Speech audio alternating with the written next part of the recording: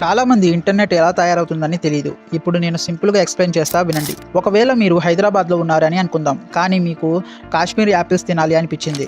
అప్పుడు మీరు కాశ్మీర్కి డైరెక్ట్లీ వెళ్ళరు కదా. సో మీరు ఒక బాక్స్లో ఆర్డర్ పెట్టారు. ఆ బాక్స్ని బస్సులో లోడ్ చేసి ఆ బస్ అనేది ట్రావెల్ అయ్యి కాశ్మీర్కి వెళ్ళింది. అక్కడ వాళ్ళు యాపిల్స్ ప్యాక్ చేసి మళ్ళీ ఆ బస్సులో రిటర్న్గా హైదరాబాద్కి పంపించారు. ఇప్పుడు ఇమాజిన్ చేయండి, ఆ ఒక్క యాపిల్ అంటే మీరు గూగుల్లో సెర్చ్ చేసిన పిక్చర్ లాగా ఉంటుంది. ఆ బాక్స్ అంటే మీరు వాడే జియో, ఎయిర్టెల్ లాంటి సిమ్ కార్డ్స్.